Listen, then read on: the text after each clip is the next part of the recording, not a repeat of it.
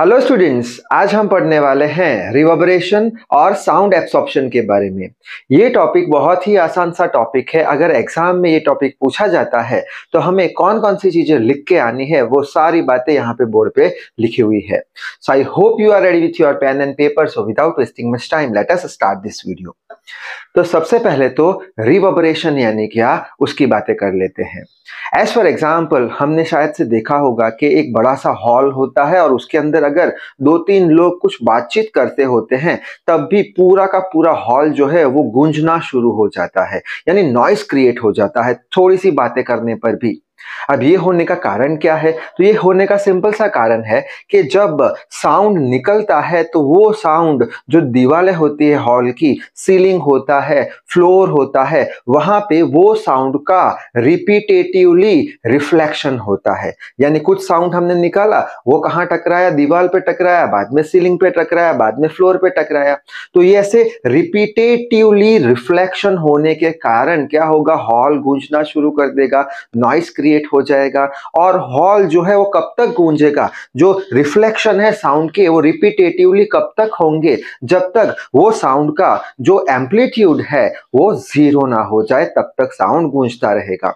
और ये जो पूरी फिनोमिना है साउंड के रिफ्लेक्शन होने की रिपीटेटिवली, कब तक? जब तक उसका एम्पलीट्यूड जीरो ना हो जाए, वो फिनोमिना को क्या बोलते हैं? रिवर्बरेशन बोलते हैं। तो ये जो रिवर्बरेशन का डेफिनेशन है वो यहाँ पे बोर्ड पे लिखा हुआ है। क्या है? The sound which is created in a big hall will remain present in the hall due to what? Due to repeated reflection of the wall until the value of sound becomes zero is called as a reverberation।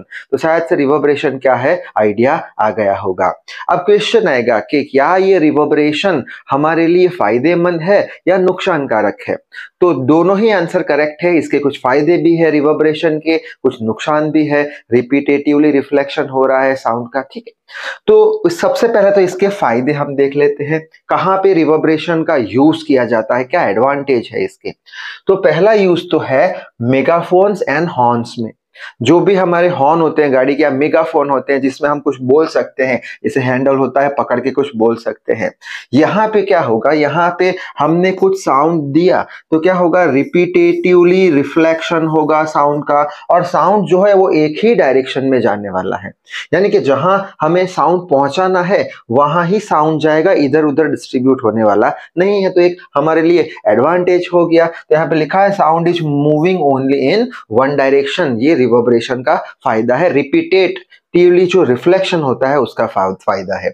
दूसरा use इसका कहाँ है? ये use होता है stethoscope में। यहाँ पे लिखा होगा स्टेथोस्कोप में यूज होता है। जो डॉक्टर्स लोग यूज करते हैं, कान में लगाते हैं, और एक पतली सी नली जैसी होती है, ये रही नली, पतली सी नली जैसी होती है, और हार्ट बीट चेक करते हैं, हार्ट का साउंड सुनते हैं। तो कैसे सुनाई देता है उनको?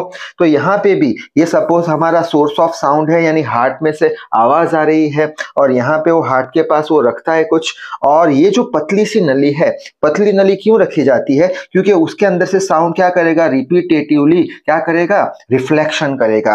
यानी कि यहाँ पे रिवर्बरेशन होगा, और रिवर्बरेशन के कारण वो डॉक्टर तक पहुंच पाएगा और वो अच्छे से सुन पाएगा। इसकी जगह पे अगर कोई मोटी सी नली होती तो क्या होता? रिपीटेटिवली रिफ्लेक्शन नहीं होता, कुछ रिफ्लेक्शन होता और बाद में एम्पलीट्यूड उसका जीरो हो जाता। पतला करने का क्या फायदा मिला? कि वो रिपीटेटिवली रिफ्लेक्शन होता रहेगा। मोटा करेंगे तो क्या होगा? थोड़ा सपोज मान लेते हैं मोटा किया, तो ऐसे करके आया, फिर ऐसे, फिर धीरे धीरे वो साउंड डिसअपियर हो जाएगा। पतला रखने पर फटाफट वो पहुंच जाएगा डॉक्टर तक, ठीक। अच्छा, नेक्स्ट इसका एडवांटेज क्या है? कि जो भी सिनेमा हॉल होते हैं हमारे, कॉन्फ्रेंस हॉल होते हैं हमारे, वहां पे जो छतें होती है, सीलिंग होते हैं, वो ऐसे कुछ कर्व्ड शेप के बनाए जाते हैं। क्यों कर्व्ड शेप के बनाए जाते हैं? क्योंकि यहाँ से जो सोर्स ऑफ साउंड है, जो भी भाषण दे रहा है, वो यहाँ से उसका जब साउंड निकलेगा तो सीलिंग ऐसे कर्व्ड है तो ऐसे रिफ्लेक्ट होकर चला जाएगा, ऐसे रिफ्लेक्ट होकर चला जाएगा, ऐसे साउंड का वेव रिफ्लेक्ट होकर चला जाएगा। यहाँ यानी कि यहाँ पे जो ऑडियंसेस है वो ऑडियंसेस में ये जो साउंड है वो इक्वली डिस्ट्रीब्यूट होगा, यानी ऑडियंस को क्लियर आवाज आएगी। एक ये एडवांटेज हो गया। और दूसरा, जो स्टेज होता है उसके पीछे ऐसा कुछ कर्व शेप का साउंड बोर्ड रखा जाता है। क्यों ऐसा साउंड बोर्ड रखा जाता है कर्व शेप का? क्योंकि यहाँ पे जो भाषण दे रहा है उसका साउंड पीछे जाकर रिफ्लेक्ट होके ऐसे सीधा जाने वाला है, यानी कि यहाँ पे जो ऑडियंस होगी वो ऑडियंस में ये जो साउंड है वो इक्वली डिस्ट्रीब्यूट हो जाएगा, उनको क्लियर आवाज आएगी। ठीक है, तो वही चीज यहाँ पे लिखी है कि क्यों ऐसा ये दोनों चीज रखी जाती है, to distribute the sound among the audience, equally distribute हो जाता है, जिसके कारण कर्व्ड सीलिंग होती है और पीछे स्टेज के पीछे जो बोर्ड होते हैं वो कर्व्ड शेप के साउंड बोर्ड लगाए जाते हैं। तो ये हो गए हमारे क्या फायदे। अब जो हमारा रिवर्बरेशन है उसका डिसएडवांटेज क्या है, वो हमें क्यों नहीं चाहिए, उसके क्या कारण है? तो सिंपल सा रीजन है कि जब रिपीटेटिवली रिफ्लेक्शन होता है साउंड का तो क्या होता है, नॉइस क्रिएट होता है। नॉइस क्रिएट होने के कारण हमें कुछ आवाज अच्छे से सुनाई नहीं देती। ठीक है, और ये जो नॉइस क्रिएट हो रहा है उसको हमें एब्सॉर्ब करना जरूरी है, और एब्सॉर्ब करने के लिए कुछ साउंड एब्सॉर्बिंग मटेरियल लगाए जाते हैं। ठीक है, तो वही लाइन हमें लिखनी है कि ऑडिटोरियम के अंदर ज्यादा रिवर्बरेशन अनडिजायरेबल है, ज्यादा रिवर्बरेशन चाहिए नहीं हमें। रिपीटेटिवली रिफ्लेक्शन हो रहा है तो रिपीटेटिव रिफ्लेक्शन हो, लेकिन कब तक, बहुत कम समय तक होना चाहिए। तो वो रिपीटेटिव रिफ्लेक्शन कब बंद होगा, जब एम्पलीट्यूड जीरो होगा। एम्पलीट्यूड कौन जीरो करेगा, तो साउंड एब्सॉर्बिंग मटेरियल का यूज करना पड़ेगा। तो यहाँ पे लिखा है to reduce the effect of reverberation, यानी रिपीटेटिव रिफ्लेक्शन ऑफ साउंड के लिए क्या करेंगे, जो छतें हैं और जो दीवारें हैं ऑडिटोरियम की उसको किससे कवर किया जाता है, साउंड एब्सॉर्बेंट मटेरियल से कवर किया जाता है, जो साउंड को एब्सॉर्ब कर लेगा। जैसे कि क्या हो गया एग्जाम्पल, साउंड एब्सॉर्बेंट मटेरियल के कंप्रेस्ड फाइबर का बोर्ड आ गया, रफ प्लास्टर हो गया। ठीक है, ये सारी चीजें क्या करेंगे, साउंड को एब्सॉर्ब कर देंगे, रिपीटेटिवली रिफ्लेक्शन नहीं कराएंगे, रिवर्बरेशन कम कर देंगे। अब क्वेश्चन आएगा कि ये मटेरियल साउंड को एब्सॉर्ब कैसे करेंगे, तो उसका सिंपल सा रीजन है, यहाँ पे लिखा है रफ प्लास्टर। सपोज करते हैं दीवार पे ऐसा कुछ रफ प्लास्टर लगाया है। ठीक है, ये तो मैंने बहुत ज्यादा रफ बनाया है, माइक्रोस्कोप लेके अगर देखेंगे तो ऐसा कुछ सरफेस हमको दिखेगा। अब यहाँ पे सपोज एक साउंड आया, ठीक है, ये रिफ्लेक्ट होके यहाँ आया, वापस रिफ्लेक्ट हुआ, वापस रिफ्लेक्ट हुआ, ऐसे रिफ्लेक्ट होते होते होते जो साउंड है उसका एम्पलीट्यूड कितना हो जाएगा, जीरो हो जाएगा।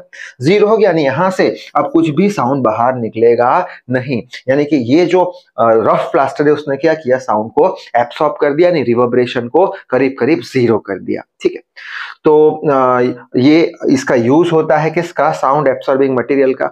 और साथ ही साथ अगर आपने सिनेमा हॉल में देखा होगा तो जो सीटें होती है, सीटें के जो कवर्स होते हैं वो भी रफ होते हैं थोड़े। यहाँ पे लिखा है also seat materials are selected which can absorb the sound.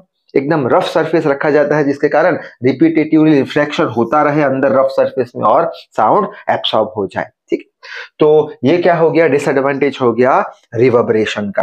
अब देख लेते हैं रिवर्बरेशन टाइम के बारे में। रिवर्बरेशन टाइम यानी क्या, तो रिवर्बरेशन टाइम यानी क्या कि जब साउंड कुछ निकला, ठीक है, वो साउंड निकलने के बाद उसका जो इंटेंसिटी है वो 10⁻⁻⁶ होने में कितना टाइम लगता है उसको रिवर्बरेशन टाइम बोलते हैं। साउंड निकला, बस फिर बंद हो गया, वो निकलने के बाद जो साउंड ओरिजिनल साउंड निकला है उसका इंटेंसिटी 10⁻⁻⁶ टाइम कम होने में जितना टाइम लगेगा उसको हम रिवर्बरेशन टाइम कैपिटल T बोल देंगे। तो वही लिखा है time required by the sound energy to reduce its intensity 10⁻⁶ time of its original intensity for the moment when sound is cut off. यानी साउंड निकला, बंद हो गया, वो साउंड जो है वो 10⁻⁻⁶ टाइम की इंटेंसिटी कम होने में कितना टाइम लगेगा उसको रिवर्बरेशन टाइम बोल देंगे। जैसे कि यहाँ पे एक हमने सोर्स ऑफ साउंड लिया है, कुछ साउंड निकल रहा है, इनिशियली इसकी इंटेंसिटी है साउंड की वो 10⁻⁶ यूनिट है सपोज करते हैं। ठीक है, यानी कि 10⁻⁶ यूनिट है। अब आगे वो साउंड जा रहा है, क्या होगा, मल्टीपल रिफ्लेक्शन होगा, दीवार के साथ, छत के साथ, फ्लोर के साथ वो टकराता जाएगा, रिपीटेटिवली रिफ्लेक्शन होगा, रिवर्बरेशन होगा कुछ। ठीक है, अब रिवर्बरेशन होने के बाद फाइनली उसका कितना हो जाएगा, वैल्यू जीरो हो जाएगा। यानी यहाँ पे 10⁻⁶ था और रिपीटेटिवली रिफ्लेक्शन हुआ यानी 10⁻⁻⁶ टाइम वो कम हो गया, तभी तो जीरो हो गया। ठीक है, तो ये जो टाइम पीरियड है 10⁻⁶ से लेके जीरो होने का, ठीक है, 10⁻⁶ से लेके जीरो होने में कितना कम हो रहा है साउंड, 10⁻⁻⁶ टाइम्स कम हो रहा है। तो ये टाइम जो लगा उसको क्या बोल देंगे, रिवर्बरेशन टाइम। यहाँ पे लिख के रखा है फाइनल इंटेंसिटी जो साउंड है वो कितना हो गया 10⁻⁻6 टाइम इनिशियल इंटेंसिटी। इनिशियली कितना था 10⁻6 था, ठीक है। फाइनली क्या हो गया 0, यानी फाइनली कितना हो गया इसके कंपेयर में फाइनली हो गया 10⁻⁻6 हो गया, यानी 10⁻⁻6 टाइम होने में कितना टाइम लगता है। बस अब यही चीज को आई है डिवाइडेड बाय IF करेंगे तो ये क्या हो जाएगा 1/10⁻6 हो जाएगा। इसको ऊपर लाएंगे तो 10⁻6 आ जाएगा। तो ये रेशियो कितना आ गया 10⁻6। या फिर हम ऐसे भी समझ सकते हैं कि साउंड हमने निकाला और वो साउंड की जो इंटेंसिटी है वो 60 डेसिमल होने में कितना टाइम लगेगा। जब साउंड बंद हो जाएगा उसके बाद उसको हम क्या बोल देंगे, उसको हम बोल देंगे रिवर्बरेशन टाइम। वही लिखा है कि it is the time required by the sound energy to reduce its intensity by 60 decimal at the moment when sound is cut off. जैसे कि यहाँ पे वापस से कुछ साउंड निकल रहा है, कुछ डेसिमल का साउंड निकल रहा है, साउंड को मेजर करते हैं डेसिमल में, डीबी उसका नोटेशन होता है। कुछ इनिशियल इंटेंसिटी है डेसिमल में साउंड का। अब ये इंटेंसिटी जब 60 डेसिबल हो जाएगी तो 60 डेसिबल होने के लिए जितना भी टाइम लगेगा वो टाइम को क्या बोल देंगे, रिवर्बरेशन टाइम बोल देंगे। सो आई होप रिवर्बरेशन टाइम क्या है आपको अच्छे से समझ में आ गया होगा। अब आगे बढ़ लेते हैं। अब हमने बात कर ली किसकी, रिवर्बरेशन की। अब बात करेंगे साउंड एब्सॉर्प्शन की। तो ये लिखा है साउंड एब्सॉर्प्शन। अब साउंड एब्सॉर्ब कौन करता है, मटेरियल्स करते हैं, प्लास्टर्स करते हैं, रफ प्लास्टर करते हैं, कॉम्प्रेस्ड फाइबर बोर्ड करते हैं। तो ये लिखा है कि अलग अलग जो सब्सटेंसेस है उनके साउंड एब्सॉर्ब करने की जो स्ट्रेंथ है वो अलग अलग होती है। तो different substances absorb sound differently, अलग अलग तरीके से वो एब्सॉर्ब करते हैं, उसकी स्ट्रेंथ अलग अलग होती है। अच्छा आगे बढ़ते हैं। और ये जो एब्सॉर्प्शन है यानी क्या कि ऐसी प्रॉपर्टी सरफेस की, ऐसी प्रॉपर्टी होती है वो सरफेस की कि जिससे करके उसके ऊपर जो साउंड हम इंसिडेंट कर रहे हैं यानी डाल रहे हैं, जो भी साउंड हम डाल रहे हैं उसको वो कौन सी एनर्जी में कन्वर्ट कर देता है, उसको हम बोल देंगे एब्सॉर्प्शन। तो वही लिखा है कि the property of the surface by which incident sound, जो साउंड डाल रहे हैं, energy is converted into other form of energy is called as absorption. Other form of energy यानी क्या, साउंड एनर्जी हमने दिया, ठीक है। अब साउंड एनर्जी जब हम देंगे ऐसे रफ प्लास्टर को जब साउंड एनर्जी देंगे तो क्या होगा, यहाँ पे रिपीटेटिव रिफ्लेक्शन होगा, यानी साउंड एनर्जी टकरा रही है यानी कुछ फ्रिक्शन हो रहा है यानी एम्पलीट्यूड तो जीरो हो गया, साउंड एनर्जी तो जीरो हो गई, लेकिन एनर्जी किस में कन्वर्ट हो गई, हीट एनर्जी में कन्वर्ट हो गई, ठीक है। यानी एनर्जी कभी भी खत्म तो नहीं होने वाली है। हमने लॉ ऑफ कंजर्वेशन पढ़ा है, कौन सा, energy neither be created nor be destroyed, लेकिन it can be converted into one form to another form. तो यहाँ पे हीट एनर्जी में कन्वर्ट हो गया।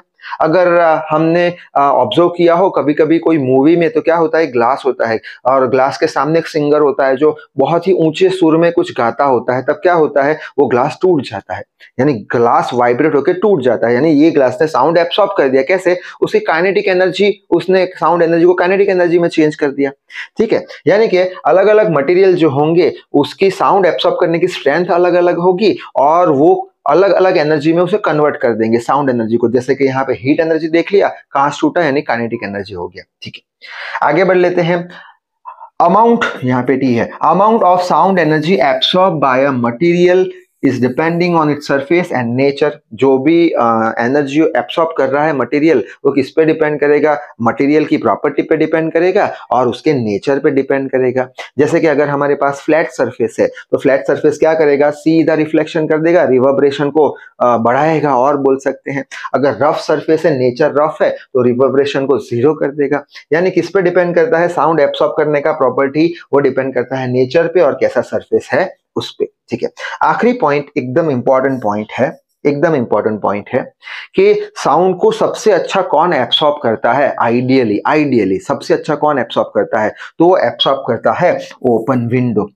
खुली हुई एक खिड़की है, उसके सामने अगर हम कुछ बोलेंगे, साउंड एनर्जी देंगे तो क्या करेगा, खिड़की से आवाज बाहर चली जाएगी। यानी कि ओपन विंडो ने क्या किया, साउंड एनर्जी को एब्सॉर्ब कर लिया आइडियली। ऐसा तो हम एग्जैक्टली नहीं बोल सकते, लेकिन कुछ अजम्पशंस है, उसको प्रूव करने के लिए हम क्या बोल रहे हैं, आइडियल कंडीशन में सबसे अच्छा साउंड एब्सॉर्बिंग मटेरियल कौन सा है, चीज कौन सी है, ओपन विंडो। कुछ भी साउंड हमने निकाला ओपन विंडो में से बाहर निकल के, यानी ओपन विंडो ने पूरा का पूरा साउंड एब्सॉर्ब कर दिया, जीरो रिवर्बरेशन है।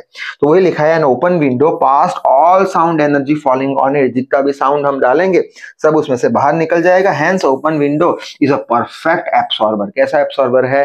परफेक्ट एब्सॉर्बर है। तो ये एब्सॉर्प्शन की कुछ बातें हमें समझ में आई। अब इसके अंदर एक नया वर्ड आता है एब्सॉर्प्शन कोएफिशिएंट, जिसे हम ए से डिनोट करते हैं। अब एब्सॉर्प्शन कोएफिशिएंट यानी क्या? वो रेशियो होता है किन दो चीज का।